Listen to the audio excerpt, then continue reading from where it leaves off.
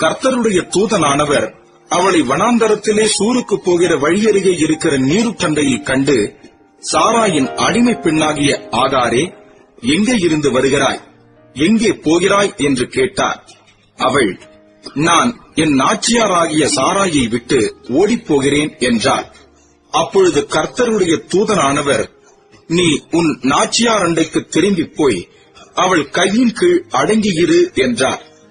பின்னும் கர்த்தருடைய தூதனானவர் அவளை நோக்கி, உன் சந்ததியை மிகவும் பெருக பண்ணுவேன், அது பெருகி எண்ணி முடியாததாய் இருக்கும் என்றார்.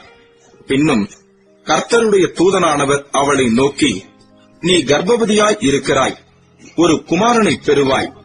கர்த்தர் உன் அங்கலாய்ப்பை கேட்டபடியினால் அவனுக்கு இஸ்மவேல் என்று பெயரிடுவாயாக. அவன் துஷ்ட மனுஷனாய் இருப்பான். அவனுடைய கை எல்லாருக்கும் விரோதமாகவும் எல்லாருடைய கையும் அவனுக்கு விரோதமாகவும் இருக்கும். தன் சகோதரர் எல்லாருக்கும் எதிராக குடியிருப்பான் என்றார். அப்பொழுது அவள், என்னை காண்பவரை நானும் இவ்விடத்தில் கண்டேன் அல்லவா என்று சொல்லி, தன்னோட பேசின கர்த்தருக்கு நீர் என்னை காண்கிற தேவன் என்று பெயரிட்டார். ஆகையால் அந்த துறவு பெயர் லகாய்ரோயி எண்ணப்பட்டது.